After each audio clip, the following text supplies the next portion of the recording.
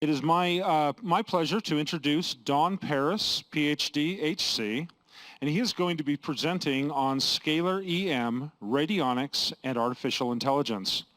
Don Paris is a pioneer in the field of radionics, subtle energy, and scalar technology. With over 35 years of experience, he is the creator of the SE5 2000 and the cutting-edge Universal Quantum Interface, UQI, which integrates artificial intelligence with traditional radionic methods. He is also the author of the internationally acclaimed book, Regaining Wholeness Through the Subtle Dimensions, a foundational work in the subtle energy sciences. Don has trained thousands globally and is known for his ability to blend ancient esoteric wisdom with modern frequency-based technologies. He is featured in the upcoming film Frequency, alongside leaders such as Joe Dispenza, Greg Braden, and Bruce Lipton, exploring the future of healing and consciousness through energy and vibration. At the Tesla Tech Conference, Don continues his mission to help usher in a new era of self-empowered wellness and energetic transformation. Ladies and gentlemen, please welcome Don Paris. Thank you so much. Thank you. Well, it's exciting to be back at a Tesla conference. Last year was, are you not hearing well? Okay, I can talk louder. Does that work better or, okay? Very good. It's very exciting to be back, and we've got some wonderful things to share with you. I've been talking with many of you. I see a lot of familiar faces already out in the audience there, and that we've been talking at the booth. Now I have a booth over there, so come by and we can chat more about some of the things and the questions and anything that you might want to know that I don't cover here. So the future of radionics, before we get started, I always need to show my medical disclaimer, because we do not do medicine as such. We do not work in the field of physical reality. We're working on another dimensional reality. And even though sometimes we use the terms that sound like medical terms, these are intrinsic data field references, which I'll explain what those are. But I just want to make sure that everybody goes ahead, especially online, read through all of this, because we're working on a different, completely different direction than the medical establishment, and I don't want to get those confused. And sometimes they do get confused. So before we get started about radionics, I do want to talk a little bit about the Frequency movie that's coming out, The Future of Everything. It's a film by Kaya Roman and Zappi Zapolin, and their last film, The Reality of Truth, has had over 20 million views. So this film, Frequency, has been in the making for the last 3 years, and we're looking at probably releasing it the first part of the year. I think that's when it'll come out. So the world's problems are very big, but the solutions are even bigger, and that's kind of the theme of this particular movie. Obviously, Nikola Tesla and Albert Einstein thought that the future of medicine and the future of basically everything is frequency, and that comes from the title of the movie. So some of the people that are going to be in the movie, besides myself, Joe Dispenza, Greg Braden, who was here last year, the keynote speaker, if you remember, Dr. Bruce Lipton, Dr. Sunny Babsar is my partner in India. He'll also be in the movie. Lynn McTaggart, Nassim Harriman, Roland McCready. There's many more people in here. But this is going to be a milestone. I'm not sure if they're going to release it in the theaters. They've talked about it, like they did What the Bleep Do We Know? Remember that movie? This is going to be a milestone like that one. Amazing stuff. So this was a couple months ago. We did the final filming down in the Hippocratic Center in Florida, and Greg Braden was there. A lot of us were there for a conference, and so we all got together and did a luncheon, and they did some of the final filming there. And so when this comes out, we really would like your support to spread the news about this amazing, amazing film. It's going to be really amazing. I have a wonderful trailer. I'm not allowed to show it yet online because they're not quite ready to release that. But if you come by the booth, I can give you a little taster. So before we get started about how radionics works and why it works, I want to show you what some of the things that people have done with it. And this was a project in China, and they went around China to collect all the ancient herbal remedies that they could find. They spent $16 million on this project. They went all through all those different provinces, and they found these old healers and different Chinese doctors that still had the ancient herbal Chinese remedies. What their concern was is that these ancient Chinese remedies are being lost through pollution and also from the youth. There's nobody studying this like they did. Nobody has time to learn 30, 50 years and then practice for the last 40 years of their life. These old guys, and they're beautiful, beautiful doctors. Some of them were over 100 years old. So that they went around all these different provinces, collected all these herbal remedies, and then I went to China, and we sat for days and days preparing the herbs, and what the purpose of this is to take the herbal remedy and convert that into a digital homeopathic, I can't use the word homeopathic, a digital potentized radionic substance, okay? So in other words, we've gathered that energetic signature from the herbal remedy, stored it into the computer, and then reversed that by putting it into water, and then they would spray the water on the subject, okay? You got that principle? It's a little bit like homeopathy. I use that word, but realistically that's a different realm. So they would spray this on the person, and then they did this study to find out how effective it would be. So they used, now this is a key, they knew which herbal remedies would work for which problem, right? It's not just a general spray. So they clocked and logged every one of these different remedies, and we had them in the computer, and then they would imprint this into the water. It's called imprinting. And so these are some of the results. They worked on bone fractures, insomnia, digestive problems, heart disease, uremia, flu, pains, gout, constipation. Oh, that wasn't supposed to go that fast. Lumbar spondylosis, breast problems, prostate problems, hepatitis, and respiratory system. These were the areas that they worked on. And this thing just takes off by itself. Okay, I get it now. I'm going to practice on this. So in the heart problem area, they had 173 clients, and they did 200 different interventions, meaning that they worked with the water. I'm not doing that.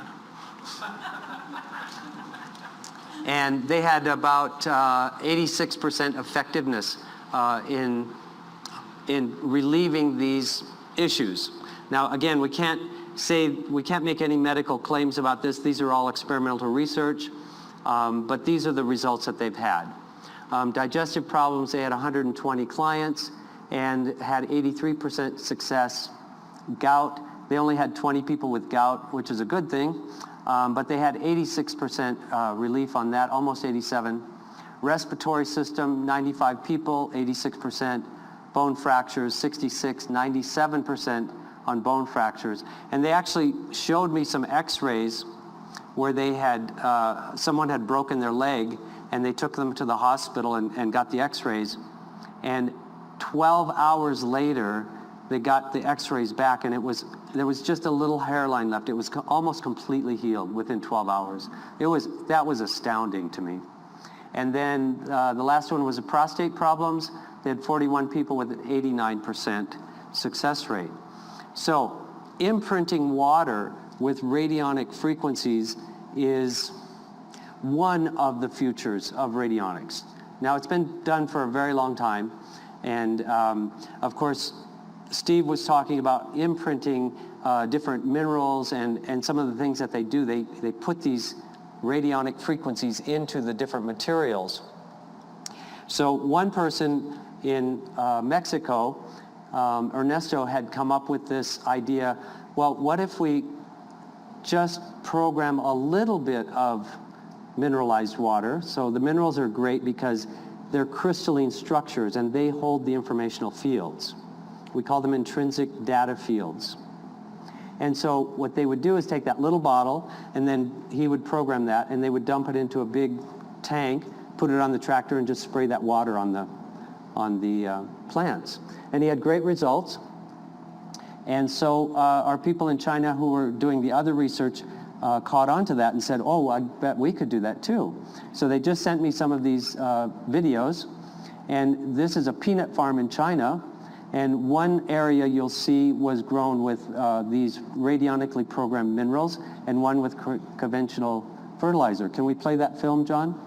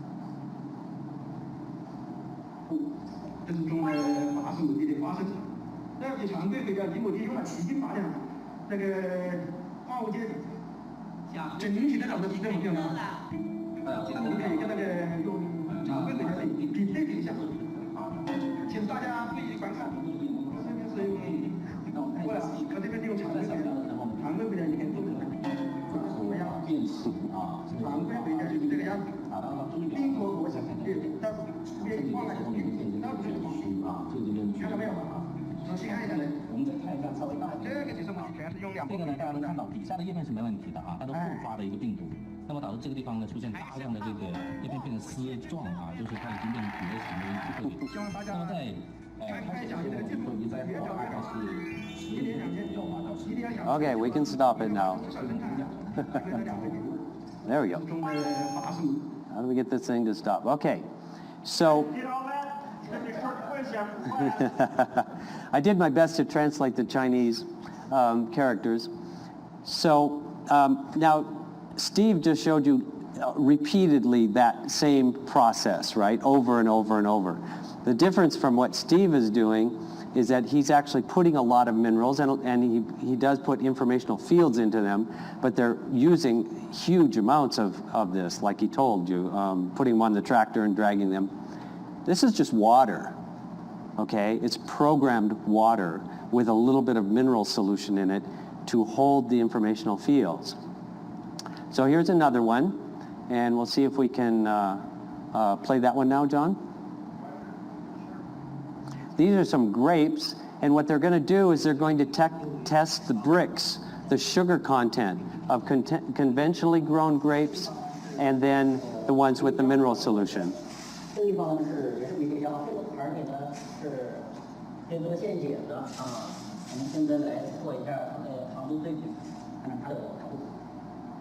Okay, we're going to start with the traditionally grown Muscat grapes.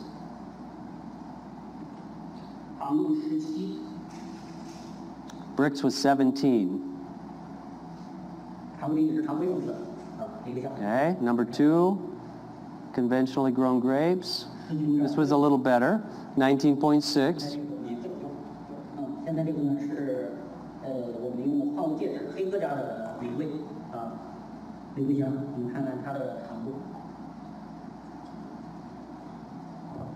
And in the radionic grown solution, mineral solution, we had, push the button, 24.6. Huge increase, huge increase.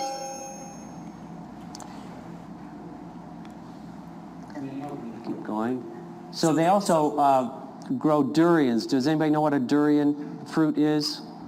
Some of you do, okay. Durians are not allowed on buses or in hotels because they will smell up the entire hotel. One durian, they're amazing.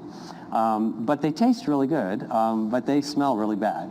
Anyway, so they're growing lots of them, and the conventionally grown ones over on the left have a lot of insect damage, and theirs have no insects and are healthy. So the normally grown ones, they had normally about 4 to 5 durians on a tree, and their trees had 16 durians on that one, and many of the trees had 15 to 20 durians on them. Very healthy, very healthy. And these farms are right next to each other. Now this was an experiment that my friend in Singapore did with an apple. This was not the apple. I only got the end result, so I'm just going to show you what he did. So what he did was, instead of programming water, he programmed a hologram. Okay, everybody know what a hologram is? You have one on every credit card, right? Okay. Now, why does a hologram work? Why would you even program a hologram? Well, if you look at a hologram under a microscope, it's trillions of little crystals, right? And when you turn it in the light, it changes colors like a prism, right? Just like a crystal does. And that's why you get all the different rainbow colors out of them. So, and I don't remember who the first person was that programmed one, but I think Warren Hatchney was the first time I'd heard of it. He was early on with the LifeWave patches, but then split off and did holograms. And I met him here at the Tesla conference one year, and we got to talking about different things. And I think he was one of the first people to do it. So anyway, he took a hologram and programmed it to keep the apple fresh.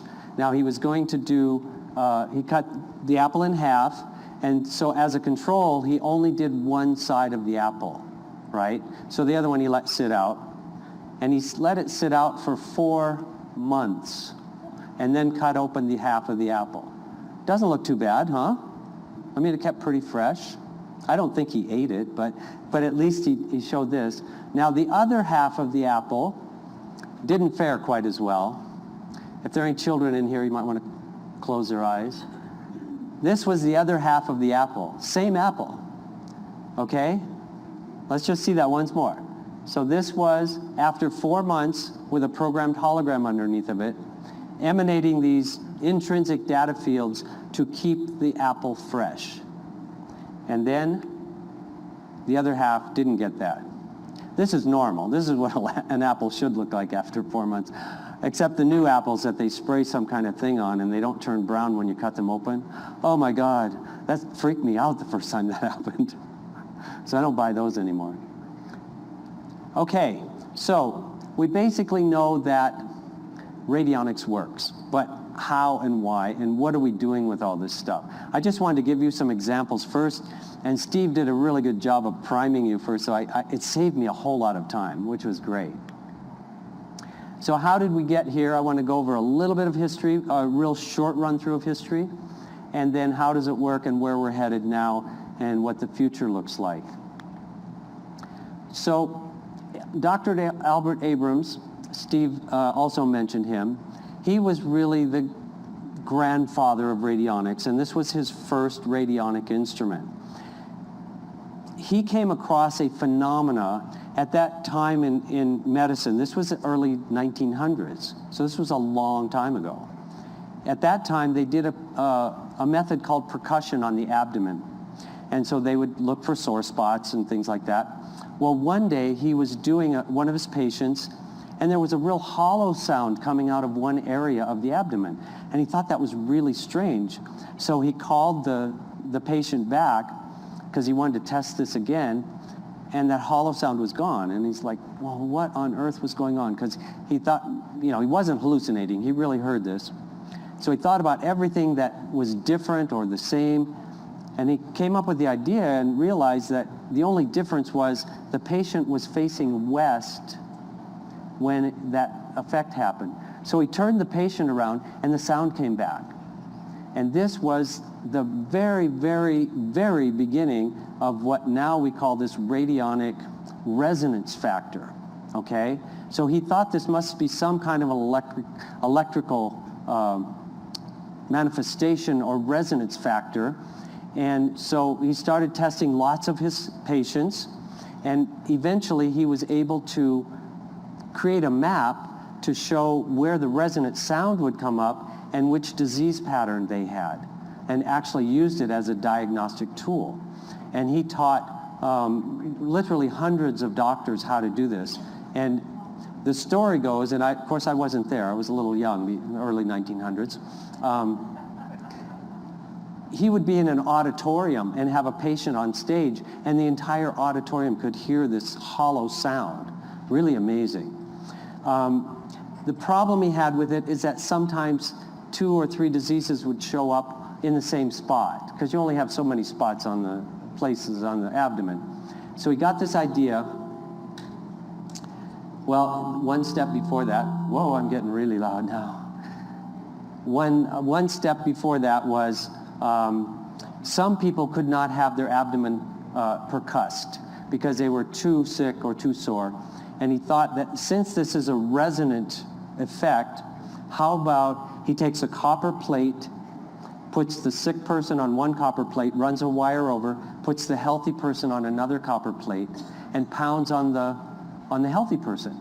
And sure enough, that worked. So he was able to diagnose the ill person on a healthy person.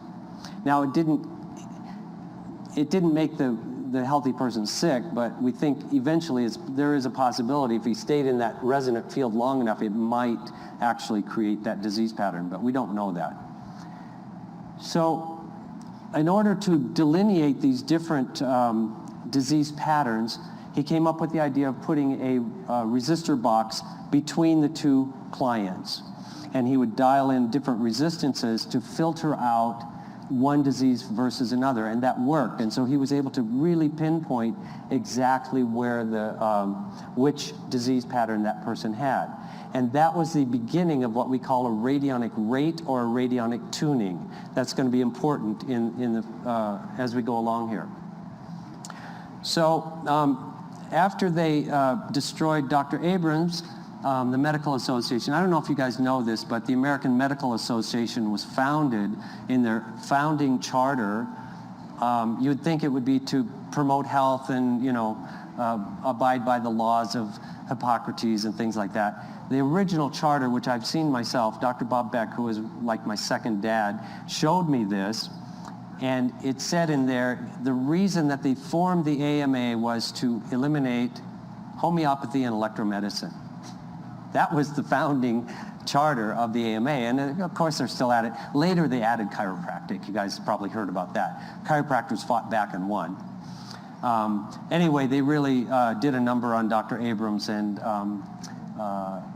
anyway. Ruth Drown had studied with Dr. Abrams and took up his work, and she added that rub plate there in front of the instrument. Now earlier you saw Steve rubbing on that rub plate, right? As he was making an amplitude change. It was a little hard because the camera wasn't quite lined up. But he rubs on the plate, changes the amplitude strength until he hit a resonance peak. And I'm going to show you something that's now the next generation of that. But Ruth Drown is credited with creating the rub plate, and she was a chiropractor, and of course they ruined her as well. Anyway, it's got a rough history. Now, George Delaware was working with Ruth Drown, but he was in England. And during the Second World War, he couldn't get instruments shipped over anymore. They stopped all kinds of shipping of instruments and things like that.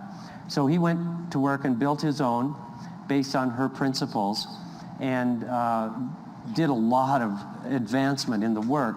For one, he moved from using a blood sample or a hair sample, which Abrams was already using blood on one copper plate, and then the healthy person on the other one. Some people couldn't even come into the office, so he was just using a blood spot and then tapping on the healthy person.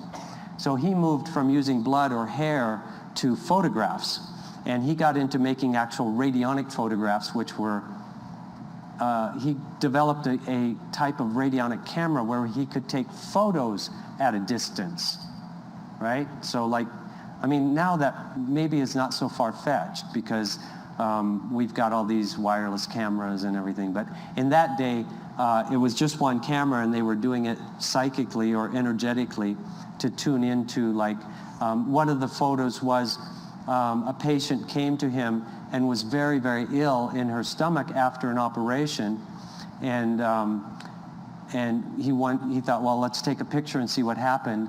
And they got a photo, and these photos are still available somewhere on the internet. I didn't put one in here. There were forceps still inside that they'd forgotten to take out. And so they took that photo to the doctor, and they said, well, that's impossible. Of course, you can't take a photo like an x-ray, right? But they did, and then they did do an x-ray, and sure enough, those forceps were in there. And so they had to open her back up again and take the forceps out. Now, when they went to try to destroy George, You know, they do this like they set people up, right? So they send a fake person and then say they didn't get results and he took their money and this, that, and the other, and it was all fraud, and it went to court like all the other ones had gone to court. But the judge's wife had been cured of cancer with one of George's devices. And so in England, the judge threw it out of court, and it's legal, totally legal in England, as long as they work together with a licensed medical professional. So that's George. He was great. Did great work. Now, Galen Hieronymus was a radio engineer, and he advanced the work brought it back to America, and advanced the work of both the earlier pioneers. And I would say his claim to fame, I mean, he did a lot of amazing things, but I think his most amazing thing that he ever did, from my perspective, was he took the Apollo 11 astronauts' photos, and then he measured their vital signs, you know, their heart rate and their breathing rate, every hour on the hour from here to the moon. Okay? Did a 500-page report and sent it to NASA. And NASA confirmed that everything was accurate every hour on the hour. Okay? This was from photographs of the astronauts. I was telling this story in one of my classes, and one of my students raised his hand. He said, "Well, I have a story." And I said, "Sure, let's hear it." And he gets up and he says, "Well, I have a friend that is an astronaut, and during his training, at one point, they took him into this room and he had to take off all his clothes, and he stood in the middle of the room, and it was a big turntable, and it went really slowly around in a circle, 360 degrees, and then they told him to go out. And on the way out, the guy said, "Well, what was that for?" And he said, "Well, we took a 3D holographic picture of you." And he said, "Well, why?" And he said, "Well, if you get sick while you're out in space, we can fix you." So this stuff goes on, you know, in the back rooms. And Galen Hieronymus really was the person that started all that. Well, Dr. Willard Frank, who was really Bill Lawson, Ph.D., he went by a fake name because he was super paranoid with all the things that had happened with everybody else. He was a good friend of Galen Hieronymus's, and he built the first digital. He went from analog instruments into the digital realm. And Bill was my good friend. We worked together for about 25 years. And so the Digitron up on the upper right, that wasn't his first one, but he had the Vitatron, the Nutritron, and then the Digitron, and the SE5, which you saw here earlier with Steve was using, and the SE5 Plus. And so these were his advancements into the radionic field. Did a great job. I mean, amazing. I still just resonate very, very closely with Bill. And when he passed away, his wife basically turned everything over to me because I was the only one that really could understand both the electronic side and the practical side of it, because I had some electronic training. And so I went ahead and advanced the technology. Now we have the SE5 2000, which I'm going to show you just a very, very short demo. And I developed what's called the precision stick detector. Now, the precision stick detector, the issue that people have had over the time periods of learning radionics is that a lot of people say, well, I'm not sure if I got a stick. You know, did it feel right? Because it's a tactile thing, right? You have to feel it. And sometimes it's really obvious and it really sticks, and sometimes it just drags a little bit. Sometimes it's just one finger. I've seen, just like even earlier, I was doing a little demo with somebody, and she said, "Can I try it?" And I said, "Sure." And her ring finger stuck. And that's always the first finger to stick for some reason. I don't know, this finger when you rub on the plate. So to alleviate that, I developed what's called the precision stick detector. And unfortunately, it's not going to show in the camera when I do it down here. But when I rub on this and I hit a resonance peak, it will light up a little light, and you'll see it on a graph, so we can actually see the resonance peak, and it'll give me a little sound. So let's see if we can switch over to this other camera. And I really appreciated Steve going through what he did, because it saved me a lot of time of explaining kind of the process. So I'm not going to do a lot of this, but over here on the right we have our database, and so we would start normally with the biofield system, which is the chakras and polarities and meridians and things like that. Then we would check the psychological system and the cellular system, the nutritional metabolic system, endocrine system, hematologic system, neurologic system, and we go right down through every system of our body.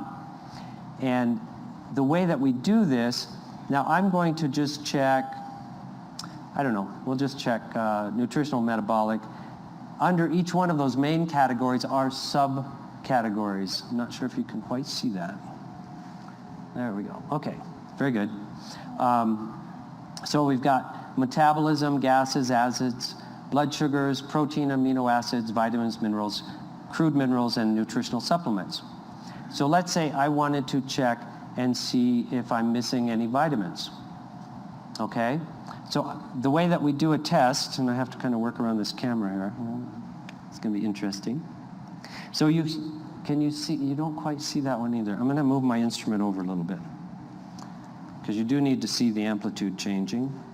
There we go. So now here in the lower right-hand corner, you see the amplitude going up from 100 down to 0. Can you see that a little bit? It's in the lower right-hand corner. Yeah, it's hard to see. Maybe you can see it here, obviously. Okay, so just to give you the idea, it's doing it here on the instrument as well. So for a positive tuning, something that we do want to have, the ideal state would be 100%. Okay? For something that we don't want to have, like a strep or pathogen or something like that, its ideal state would be 0%. So in that case, I would start from 0 and dial up to see if there's anything above 0. In this case, it's something I do want to have, which is niacin B3. And we'll see if it's low, that means I would want to balance that. And balancing would mean either taking a supplement or using the instrument to correct those frequencies. Normally we would just send the corrective frequencies, and that's usually enough. But we can't make those claims. Okay, so I'm going to start rubbing on the rub plate. I'm going to start dialing down. If you can see the graph at the bottom, it's bumping a little bit. And then when I hit a resonance peak, okay, you heard the sound, and you can see a little waveform down there. It looks a little bit like a bump. You can see it on the graph. It's a little hard to see with the camera. I opted to do it with the camera because it was so difficult to connect up with their computer system that we're just doing it this way. But later, when you come by the booth, I can show you this and you can see it in real time. And so then what's really nice is after you get the stick response, it then moves that tuning over to this side, on the left side, where we're going to collect all the things that we need to balance. And then we put it in the balancing mode, and it balances one thing after another. Okay? So that's a basic process of this. So once I've done everything that I wanted to do, I've already got one kind of set up here to balance. So then I would go over to my program, my client that I want to test, and all the different programs that I've already made.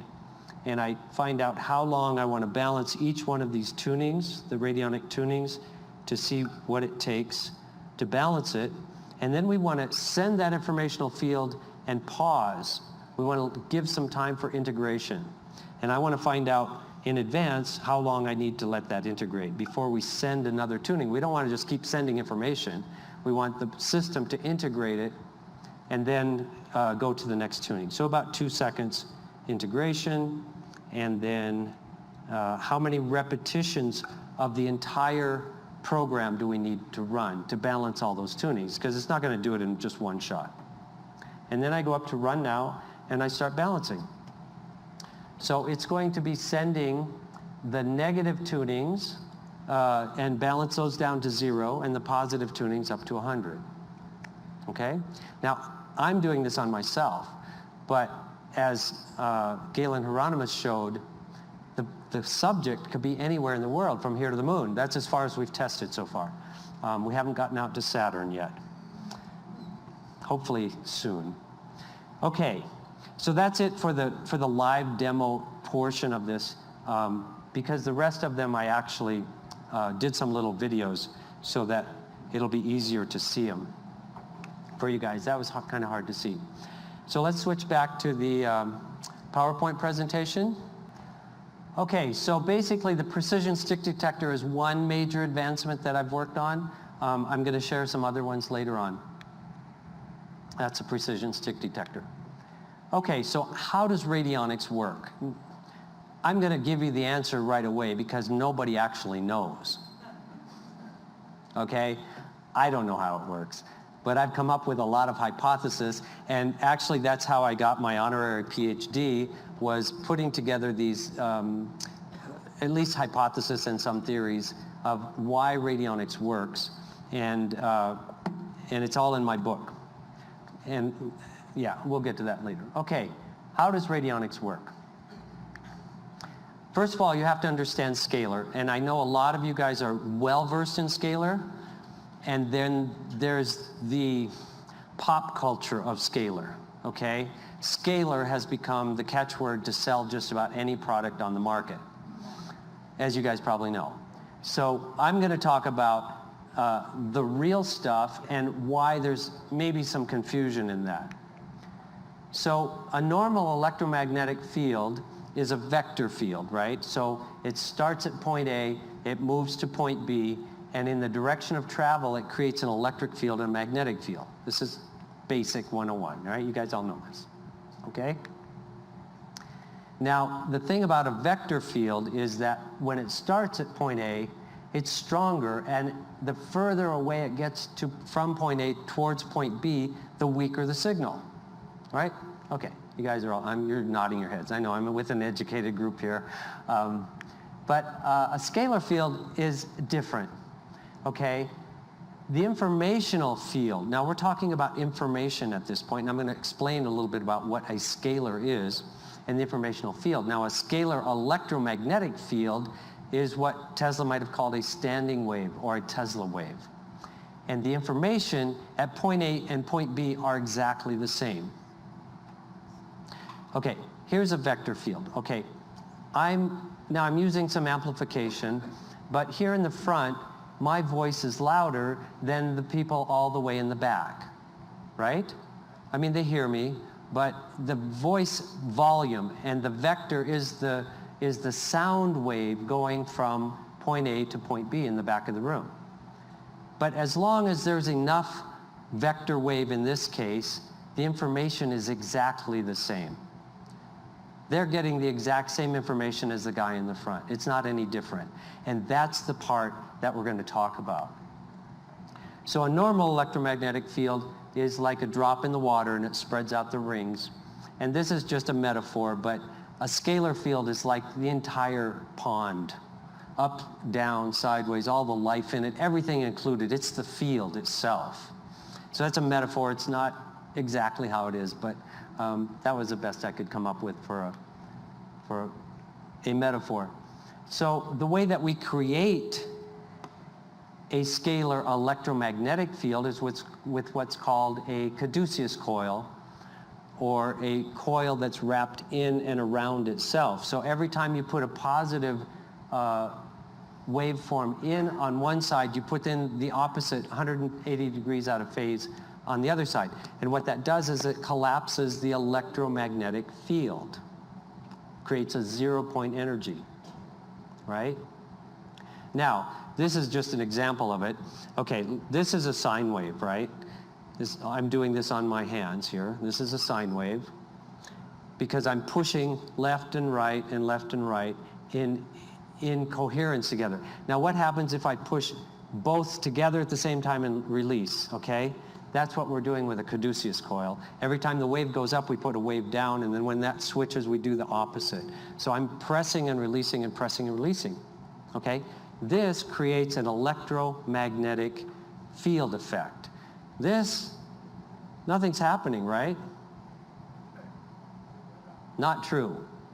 What is happening?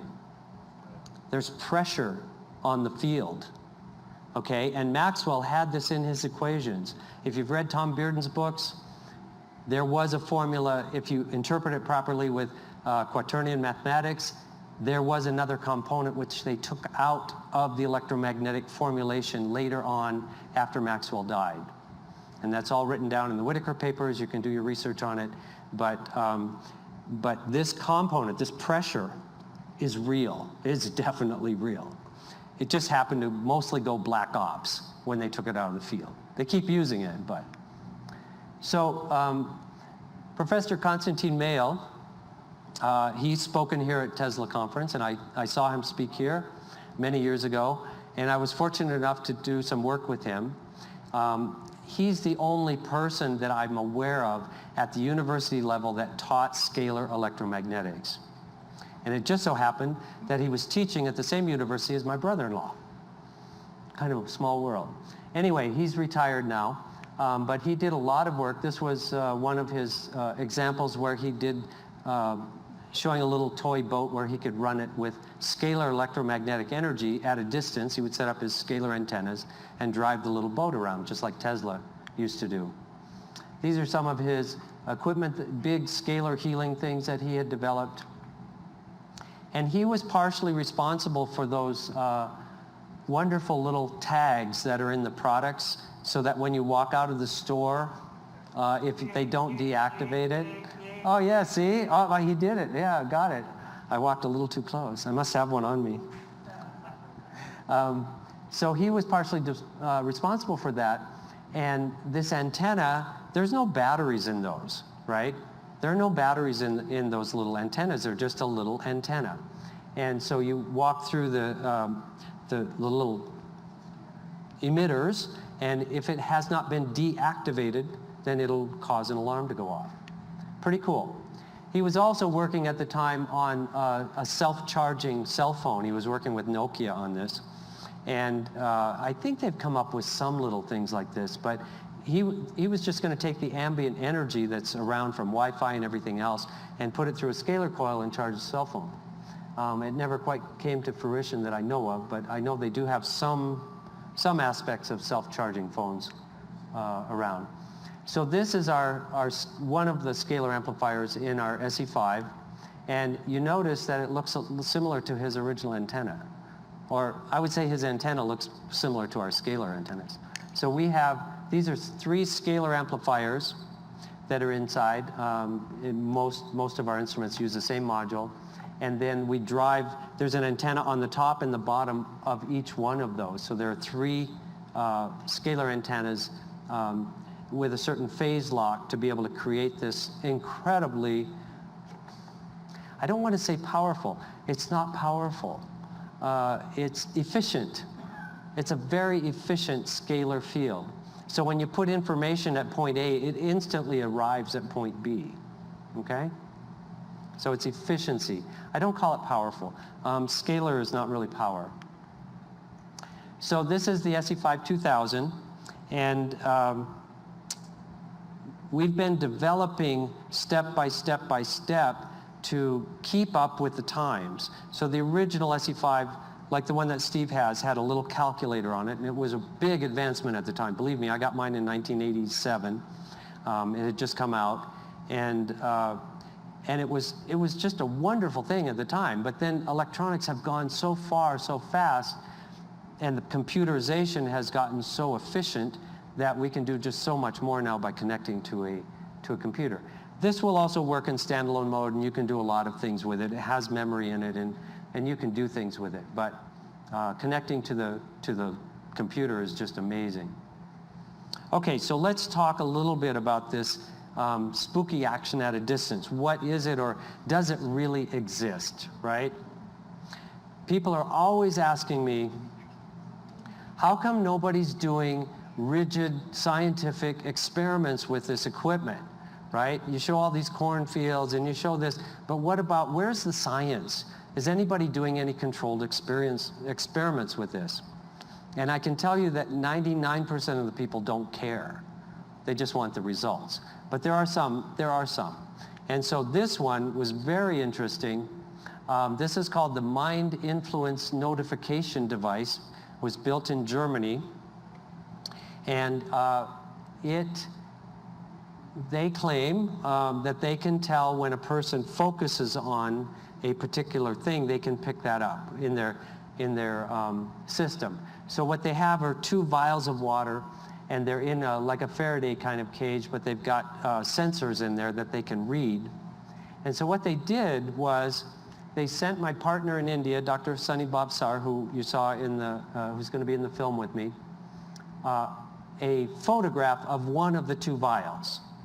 And they didn't tell him which vial it was. He didn't even know that there were 2 vials. But they asked him to see if he could get an effect with the SE5 at a distance. Well, this equipment came from Germany, so he thought he was going to be sending it to Germany, but it doesn't make any difference. He's just focusing on the water. So it turns out that they were in China, they were in Beijing, he was in India, and that's quite a long distance. I don't know the exact distance, but a long ways. And so he balanced the, he started balancing the water with the SE5, but he didn't tell them when he was going to do this. It was just a random thing. It's like, okay, I'll do it for you, and he did it at some point. And so then he contacted them at some point along the way and said, and he did a timestamp for it, and said, okay, I balanced your water. Did you guys have any effect? Well, they were keeping track of it, and exactly at that point is when he turned on the SE5. In India, they were in China, and it went right down. And so they were totally blown away. Bottle 1 had no impact, which was right next to it, right, in the box. You saw the box. And bottle 2 had full impact. That was their evaluation of it. So most people want to use this equipment like Steve does. He just wants to get the results and do the work. But some people do want to see some kinds of scientific experiments to show that it works. I'm not one of those people. I'm a little more right-brained, a musician, like to just make music. I don't care exactly how the piano works, you know. Okay, so now let's talk about, so we now know what a scalar electromagnetic field is, right? But what we really need to understand next are what are informational fields, or intrinsic data fields is what we call them, or IDFs for short. So I would like you to imagine that nothing exists at all, okay? Okay, you're an observer somewhere, and you can see that nothing exists. But let's say there's nothing that exists, but there's a point in space, okay? One point.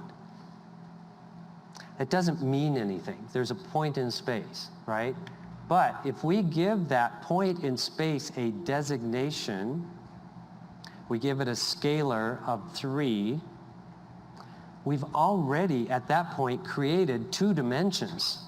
Okay, the point in space was 0-dimensional space.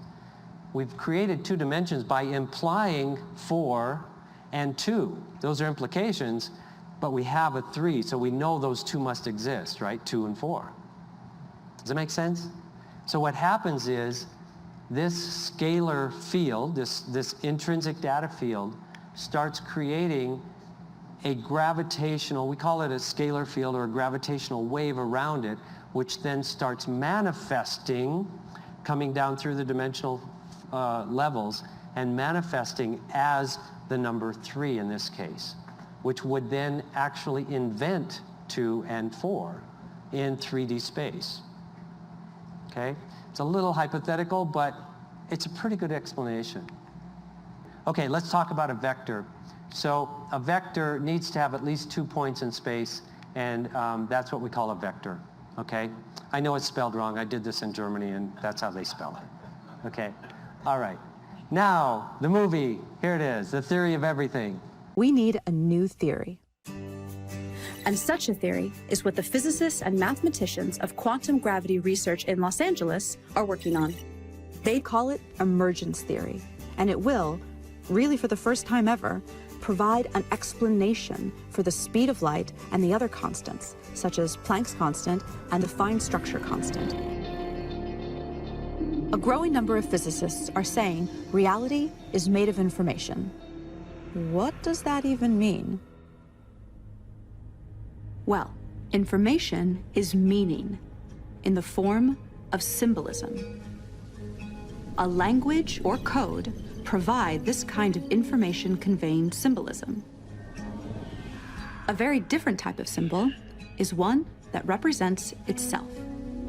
Geometric symbols can do that. A cube can represent love, if we say it does, or it can represent, really with minimal subjectivity, itself. Could there be a language or code made out of geometry? What type of information would such a language express? Quantum physics theory and classical physics indicate that reality is made of information, and there is no evidence that reality is made of anything other than information. Many physicists agree with this, and many don't.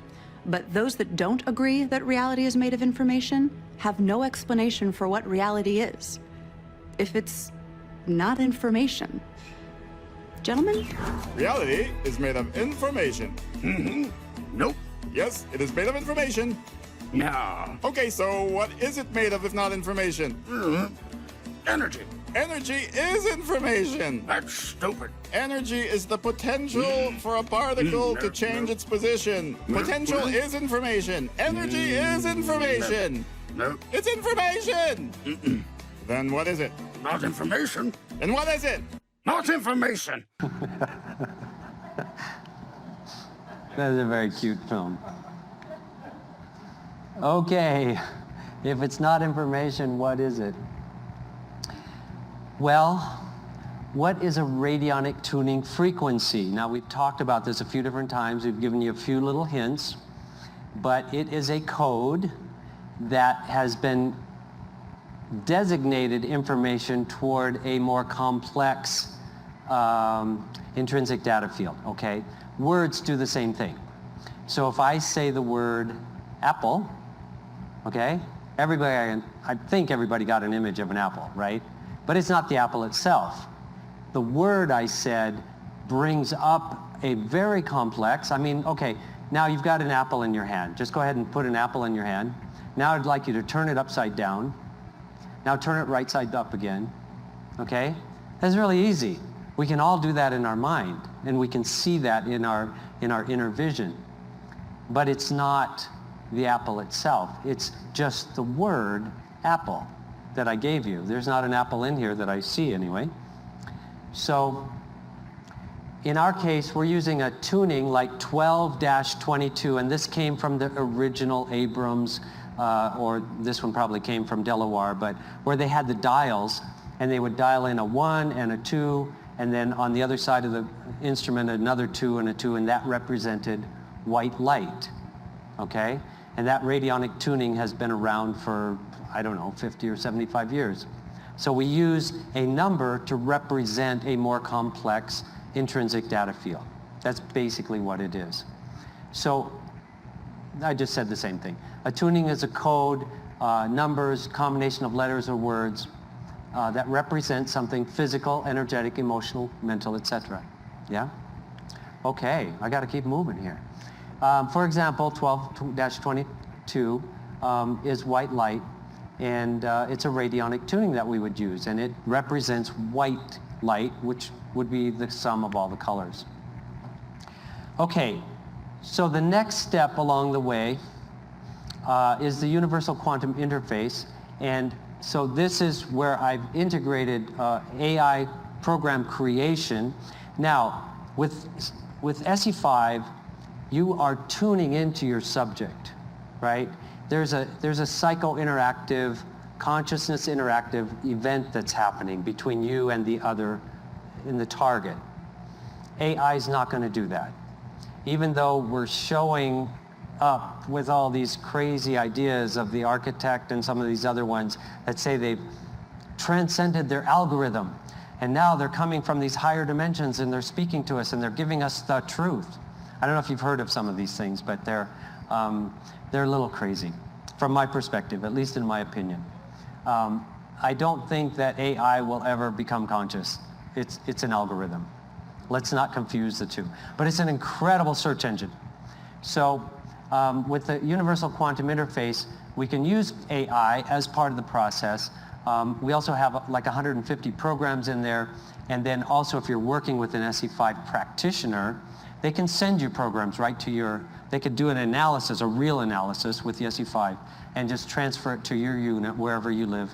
And it'll, I mean, this is physically showing up in your unit, not just a transmission. And you can then pull up the program. So yeah, I'm going to keep going a little bit faster. These are just some of the qualities. It's really for physical wellness, mental health wellness, emotional wellness, social wellness, etc. Let's go ahead and play this quick one, John. This is a really short one, just to show you how easy it is to use this. So it's very, very easy to use. I'll just click on Rent Programs. These are all different categories across the top. And then these are the programs, and I'll just choose the chronic gastritis, and then it downloads it. If it's a free program, it'll just download it.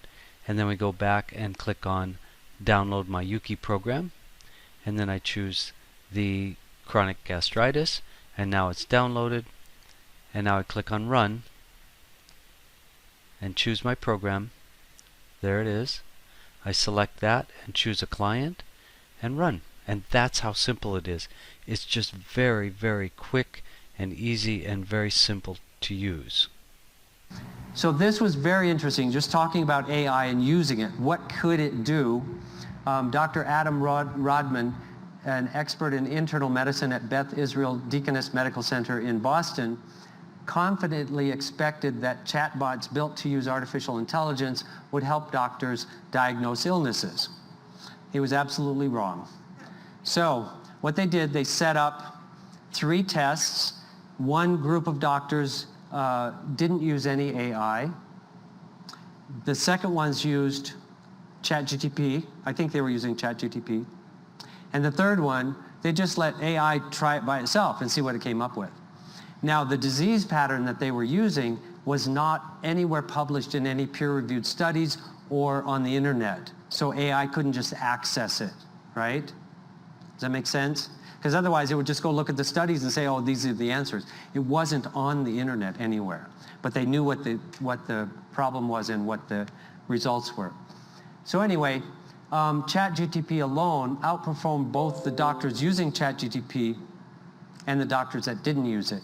OpenAI scored an average of 90%, whereas the other doctors had a 76% without the use, that used the chatbot, and those that did not use it had a 74%. So they only gained 2% by using ChatGPT, but AI just blew them away. I mean, it is amazing what it comes up with. Again, it's not reading your field.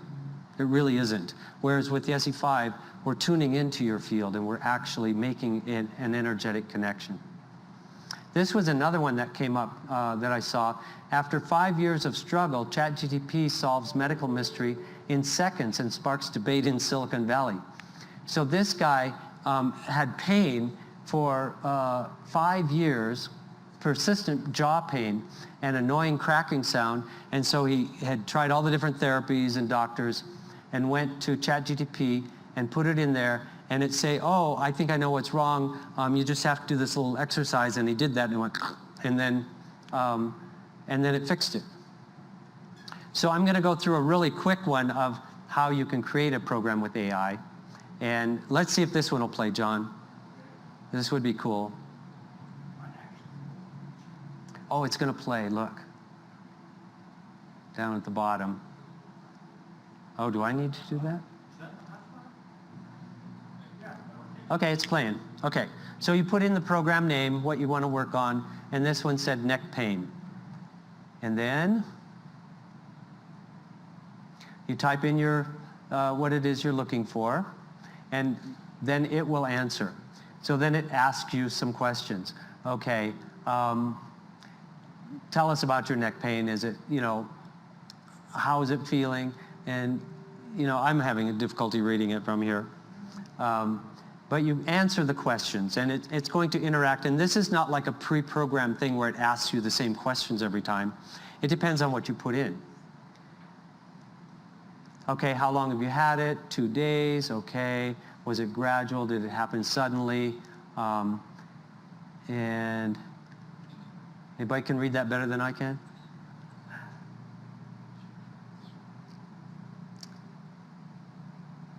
On a scale of 1 to 10 or something, it said what level was it? The live stream people can read this really well. That's really good.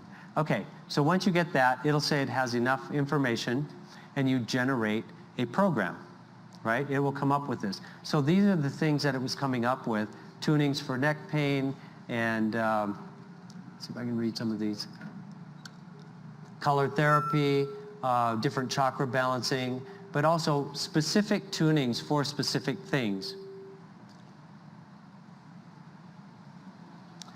So you get the idea, and then that will create that program for you, and it's stored in your memory, and you can run that program as often as needed, okay?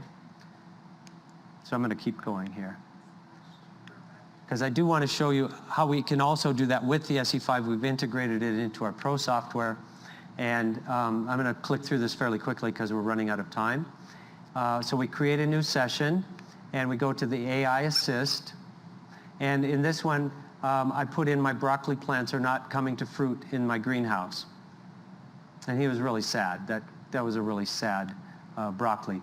Okay, so it sounds like you're experiencing issues with your broccoli plants not producing fully. Go ahead and go through this. So this is what it came up with. I asked, how could I get them to grow better? Well, here are some tips. Temperature control, light, watering. Okay, yeah, I know some of that, but what about what it needs? What about nutrition? So I asked, what nutrients would be good in the soil? This was in a greenhouse, so to ensure your broccoli plants receive the necessary nutrients, consider incorporating the following into your soil. So I went through these, and what I did then was I scanned through the list to find out which ones I might need, and I put them into the program. And potassium was the one that was lacking. So I said, okay, go ahead and generate the tunings.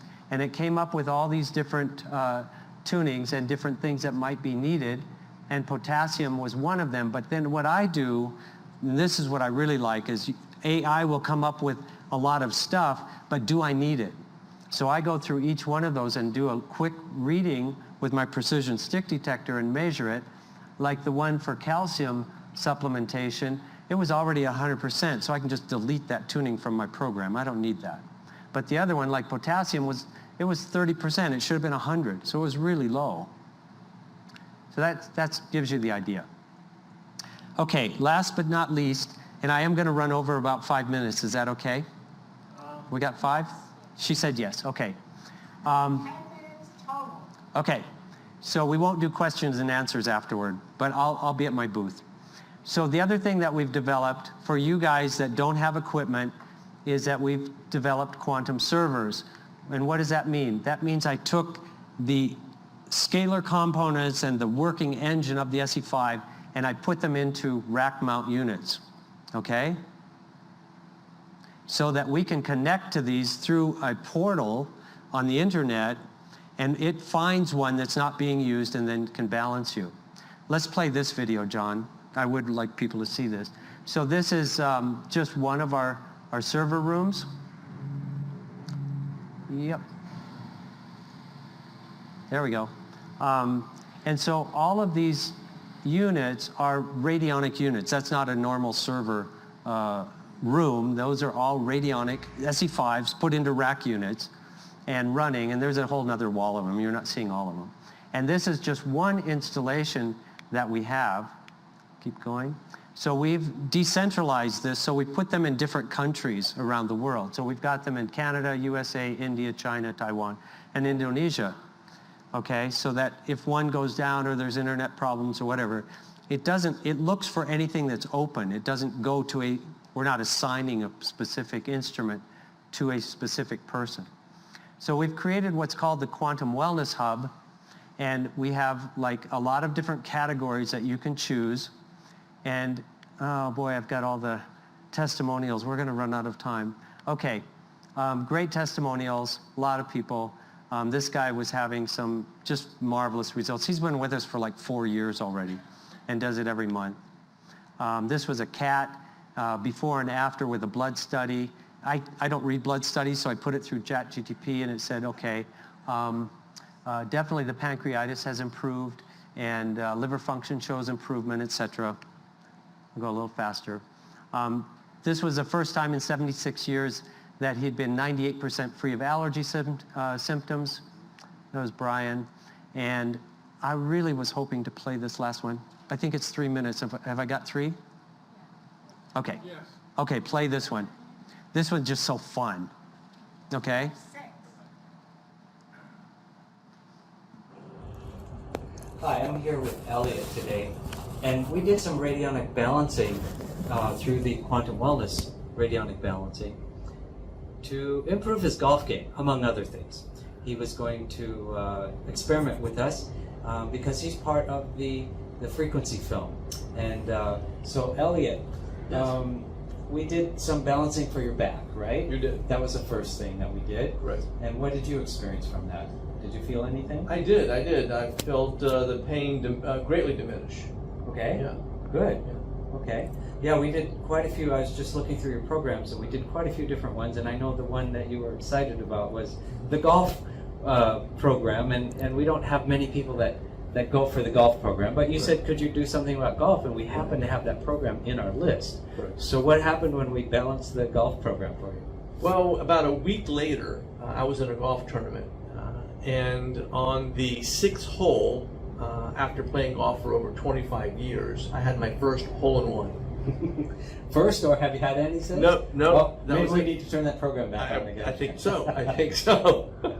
That is amazing. I know you told me the story before, and my eyes got about that big because I've never met anyone that got a hole-in-one. How far was it approximately? It was about 165 yards. It was a 7-iron. The flag was tucked right behind a front bunker, and it was the perfect shot. It wasn't one of those lucky ones off of a tree onto the green, but it was the perfect swing, the perfect shot. You can see it flying in the air, heading towards the hole. It landed and bounced about 3 feet to the left, and then rolled right into the hole. And did you know could you tell from there, or you had to get all the way there before you figured out it was We actually had to get it. It looked fantastic, but since the pin was tucked in the front, we had to actually get there. And you were looking for your ball, Yeah. going, well, where did it go? And you could see the ball mark in front of the flag, 2 feet right of the flag, and you can see how it just rolled perfectly right center of the cup. That is amazing. Yeah, Wow. yeah. Well, thank you for sharing your story with me. I really appreciate it. And Okay, so we covered how did we get here, how does it work, where are we going, and so I have books in the bookstore, and if you want to pick up one of my books, I will do a book signing afterwards. And I don't know if we have enough, but I brought hopefully enough for you guys. And then also, I know that you guys can't take pictures in here. You're not supposed to take pictures, correct? But I have this at my booth, and you can scan it there for the different websites. And so, just so you know, just one quick thing for the Quantum Wellness Hub, that's $49.95 a month, and you get 4 programs, and we balance those 3 times a week, okay, for $49.95 a month. But if you use the word Tesla in the code at checkout, We're going to give you 90% off the first month. Just use the code TESLA during checkout, and you'll get it for just $5. Thank you very much. Thank you.